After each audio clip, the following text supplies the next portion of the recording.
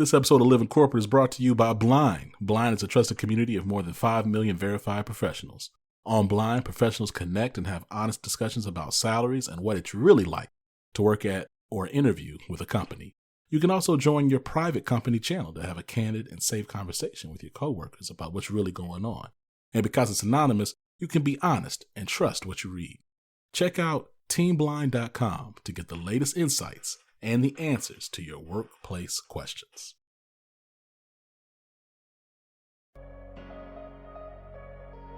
This is Including You, the new series from Lead at Any Level.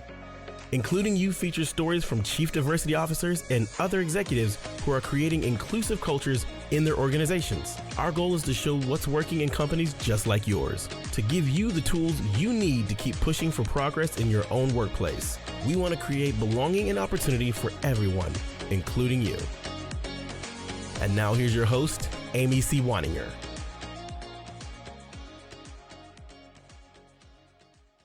Welcome to Including You. My name is Amy C. Waninger. I'm the host of Including You and the CEO of Lead at Any Level. My guest today is Iveliz Crespo. They're a senior global diversity, equity, and inclusion advisor at Reed Smith LLP. Reed Smith is an international law firm dedicated to helping clients navigate their businesses through complex disputes, transactions, and regulatory matters. The firm spans 30 offices with 3,000 people, including 1,700 lawyers. Iveliz, welcome to the show. Thank you for having me, Amy. I'm happy to be here. I am thrilled to have you. When I was doing the research for the show, I found something really interesting on the Reed Smith website that I want to talk to you about. But before we get to that, I want to ask you, why is diversity, equity, and inclusion such an important initiative for Reed Smith? They're obviously putting a lot of energy and a lot of investment behind this. Yeah, absolutely. And I think one of the things that I think is important to start off with is that this isn't something new for us. We've had a DEI program for over 20 years. So the commitment is something that is deeply ingrained within our organization. It's ingrained in our core values and throughout every single department at the firm. We know that diversity, equity, and inclusion makes us a better law firm. We also know that it strengthens our services that we provide to clients, and it advances our relationship with these clients and also our stakeholders. And I think lastly, it really sets us apart from other law firms. So you're really looking at a long-term sustainable competitive advantage with your DEI programs. Absolutely. Internally and externally, right? I think that's fantastic. And this is a drum that I keep trying to beat for people who say, I don't know why we need to invest in this. I don't know why we need to do this now. Now is too late, right? 20 years ago was probably the right time to start. Yeah, absolutely. So I alluded to this. On your website, on the Reed Smith website, you have, like many companies would publish an annual report, Reed Smith publishes a DE&I annual report. And I wanted to ask you a little bit about how long have you been doing that? Where does it come from? And what kind of results have you seen from doing that? Yeah, I know that it predates me. I'm not exactly sure how long we've been doing it, but definitely for several years. And part of why we do that is that we're doing all of these amazing things. They're great, they're innovative, they're thought leading. But what we want to do is not just create change within our own law firm. We want to change the industry. And in order to do that, we need to model transparency. And so part of why we share that information is as an incentive to other law firms, to people across our industry, to really challenge them, right? To improve their practices and create a better profession for us all. And so are you seeing that you're moving the needle with that? Are you seeing other law firms get on board with this level of transparency? Or is it more of a, I'm imagining like a middle school dance, right? Where one person goes out and dance and then all the other people are kind of standing back going, well, I'm gonna wait and see if they fall. And I think we've certainly seen success, right? We've done things, we're one of the law firms to do several things first, and we're seeing more and more law firms really adopt these kind of initiatives. So I definitely do think that we are all moving into the direction where people are caring more and more about these things. And one, yes, I want to say Reed Smith is certainly taking a lead, But a lot of that also has to do with the industry overall. We're seeing this big push from clients, from the bar associations. We're seeing these big push from academia and law schools. And so I think all of that is culminating into a really area to innovate, to do things that we haven't done before. Because as we've seen, despite all of these efforts, our numbers as an industry haven't really improved over the last 20 years. And so I do think that modeling transparency is key. We want people to know what we're doing and how we're attacking these issues. And when you talk about the transparency, you have your numbers, your representation numbers, your participation numbers, how how demographics are distributed throughout the company, and what your benchmarks and your targets are for those numbers. And you're reporting annually to all of your stakeholders that you mentioned, your clients, your employees, your industry partners, all of that, what those numbers look like for you as a company. What kind of response have you gotten internally, externally from posting those numbers? I think by and large, our clients are always impressed with how transparent. I've heard a number of our, main clients or a number of our clients opine and talk about how our report really sets us apart. That's one of the most comprehensive reports they've seen come out of a law firm. So I do think that it's been well received, at least on the client end. I think internally, we use that as marketing. And so I know that many different departments use that to send to their clients, their contacts, recruits, people that we're trying to hire, whether they're in entry level or lateral, or even at the partner level. And so I do think that it's been well received. It does a great job of kind of outlining all of the amazing things. And really, I think, in my opinion, helps us set ourselves apart. So in your report, you highlight a women's network that seems to have real prominence in this work. Can you talk a little bit about that? Absolutely. Our Winners Network is actually unique. The Women's Network, called Winners. It's actually unique because it's separate from our DEI program. And there are several reasons for that. Predominantly, historically, we know that the issues that have impacted women across the globe look very different. And so we have a separate program that's really designed to look at that issue, not just within the US, but also globally, which our DEI program does as well. But we knew that because of the issues that women face in the legal industry, that we needed to put renewed and extra focus on that. So they are two separate programs. We work very closely together, obviously, because we're all championing for the same issues. But we do know that the issues that are impacting women look a little bit different. And so they need a different approach. And that's just one of several ERGs or networks that you have, right? Yes, that's a group that's specifically focused on women. We also have, in addition to that program, we have a set of business inclusion groups, and those are groups that really target specific populations to help improve our policies, practices, our recruiting efforts, and help drive inclusion and create a space where people can feel like they belong. So similar to women's issues are a little bit different in different places in the world, culturally speaking. I know that you're a global organization with a network for LGBTQ employees, LGBTQIA plus employees. And culturally, that can be a little tricky globally, right? Because in some places, just the identities themselves are not only marginalized, but in some cases criminalized. How are you addressing that as a global organization? Absolutely. I think we take the firm position that we are one law firm, and there are cultural nuances in every single office. But one of our priorities is making sure that inclusion exists in all of our offices. And so we make sure that LGBTQ folks have a firm understanding that they are included. When we have instances where someone may be traveling to an office that may be not as accepting, we have a process and a practice in place just to make sure that person feels supported and knows that irrespective of where they are, they're still a part of the Reed Smith family, and inclusion to us is paramount. And so it's something that we highly prioritize. And again, those approaches look different across our offices, like any approach for any given group across our offices. But it's something that I'm proud to say that inclusion at the heart of it is what we prioritize. I've heard it said that diversity is different everywhere, but inclusion is the same around the world. I really like that quote. Don't think I've actually heard that yet, but I really do like that quote. I like that you have a feedback loop into policies and practices from your networks, because I think a lot of times companies miss that step. They want to have these sort of grassroots efforts, but they don't really take the initiative to create advisory responsibilities for those networks or to listen to the feedback from their networks. Can you talk to us a little bit about policies that have changed because of that engagement, because of that advisor? Yeah, absolutely. I will touch on that, but I also want to highlight that it's something unique that we do is that for every single business inclusion group, we have a member of our senior management team pointed to each group. So their goal really is to take all of that information, enact it into policies, practices, share that with senior leaders at the firm. And we've seen that be successful in a number of ways. I think most recently our pronoun policy that we recently rolled out. And that was an initiative really led by our LGBT business inclusion group called PRISM. And they really worked hard along with members in HR to really create that policy and implement that policy firm-wide. And so I think that's one of the areas where I've seen that relationship really work really well. Selfishly, it's something that I benefit from, right? As somebody who is non-binary and uses they, them pronouns. And to me, it's made a very big difference in the lives of not just LGBT folks, but also working in a global law firm.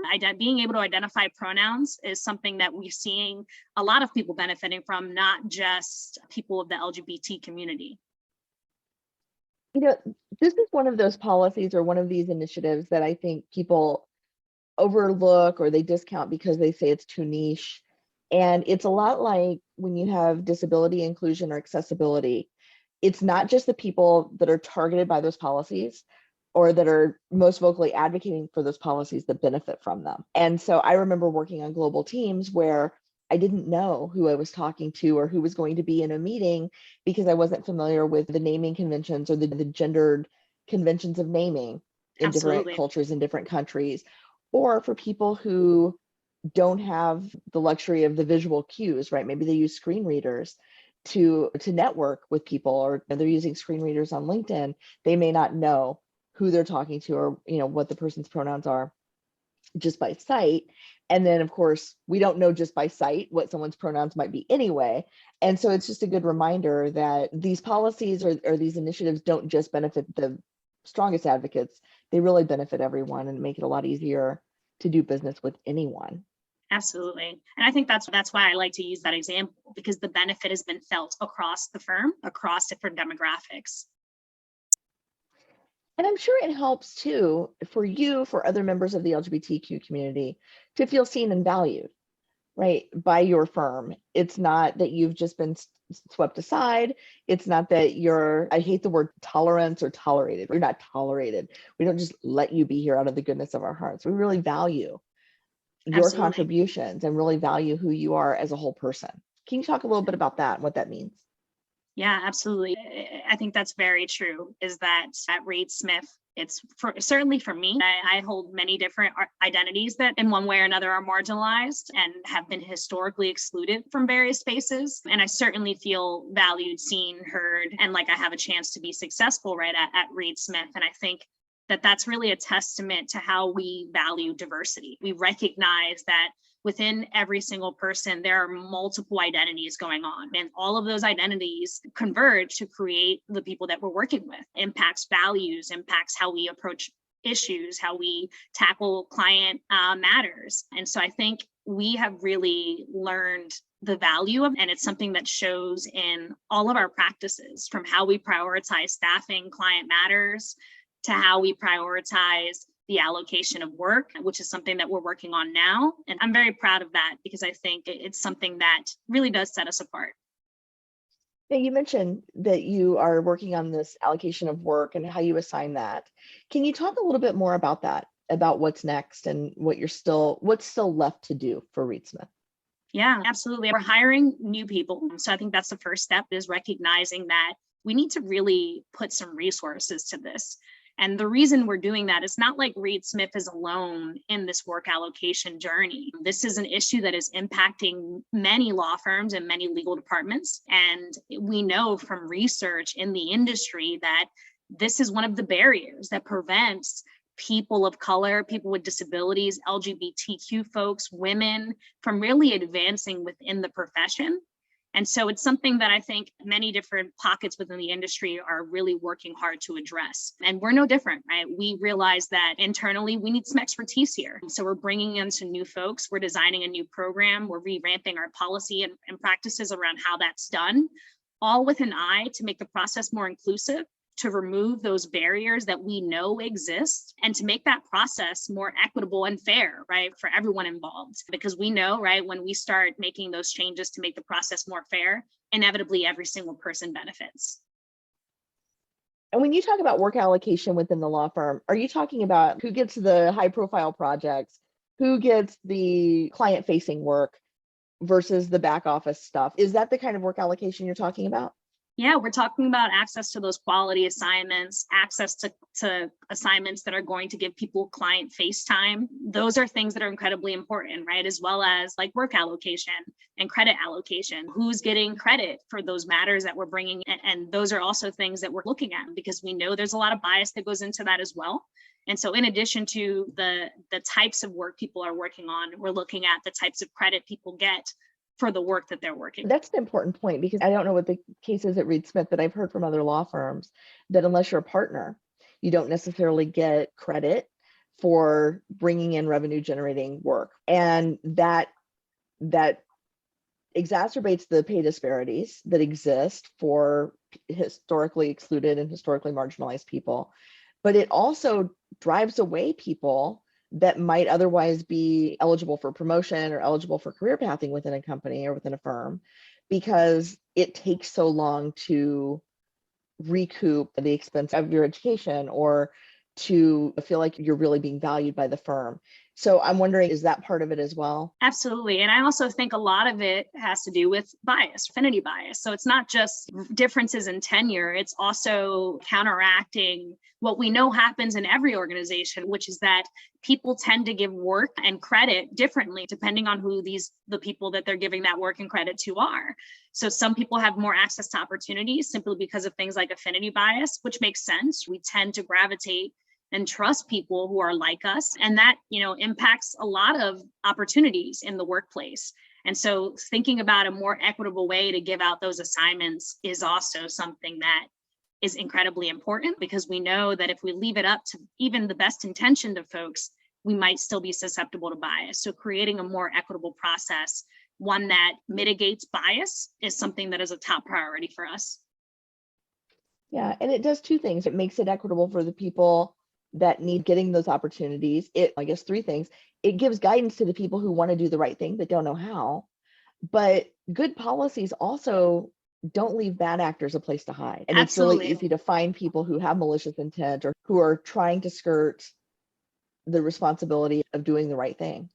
It's also an efficiency thing. In addition to all of those things where, yes, it's good for business. Yes, it's good for morale. Yes, it's good for us because we fully believe in these things. It's also a matter of efficiency, right? It helps streamline the delegation of work in a more efficient way, rather than just relying on giving out this work, continuously giving the same work to one person. It helps expand people's ability to work on different matters, and it creates a more efficient process for us. And I would imagine it also helps with succession planning, because then you've got people who are cross-trained and who have had higher stakes projects and higher stakes work over their careers and built up to that point. Yeah, so it's winning all around. Is there anything else you want to share with our listeners, with our viewers, about what you think is the secret sauce at Reed Smith that's really moving the needle for you? Yeah, I think for me, one of the things that I really appreciate is, one, our program is pretty expanded, but what I like most is that we recognize that it's not a one size fits all approach. We're not afraid to innovate. And while diversity, equity, and inclusion are often lumped together, we at Reed Smith very much know that those are distinct concepts. And so we need to approach each differently. And so we have different metrics, we have different ways and different programs really to address each one of those things. And I think that is what makes us successful, right? Because we're not solely focused on diversity. We're not solely focused on inclusion. We're looking at equity and we're asking those hard questions. And I think that is what really makes us successful, is that we know it's not a one size fits all approach, and we're not as scared to innovate and try to fix these issues. I think it's fantastic that you're doing this so systemically, but also in ways that impact each individual at the intersections of all of their identities. I think that's so important. Absolutely. Iveliz, thank you so much for your time today. I really appreciate you, and I look forward to seeing more great work and next year's annual report from Reed Smith. Absolutely. Thank you so much for having me. That's it for this week's episode of Including You. If you've enjoyed this episode, follow Lead at Any Level on LinkedIn and YouTube. Granite Construction. Then join us for Including You video simulcast every Thursday at noon Eastern. Including You can also be enjoyed each week as part of the Living Corporate audio podcast series, available on all major podcast platforms. Learn more at living-corporate.com. Including You is brought to you in part by Lead at Any Level, a boutique training and consulting firm improving employee engagement and retention for companies that promote from within. Lead at Any Level. Leaders can be anywhere and should be everywhere. Learn more at leadatanylevel.com. Lead at Any Level and its logo are registered trademarks of Lead at Any Level LLC. The views and opinions of guests on our show do not necessarily reflect the positions of Lead at Any Level, Living Corporate, or the sponsors of Including You. When you're building a culture of belonging, every word counts. That's why Textio brings the world's most advanced language insights into your hiring and employer brand content. Our industry-leading approach to artificial intelligence and machine learning provides the tools needed to find more diverse candidates. In short, Textio builds more equitable workspaces, guiding businesses and writing more inclusive job posts. And we're building on that success by bringing even more products to the market for all people who share our belief that language matters. Words have power, and at Textio, we harness that power to increase the access and availability of value-driven work for everyone.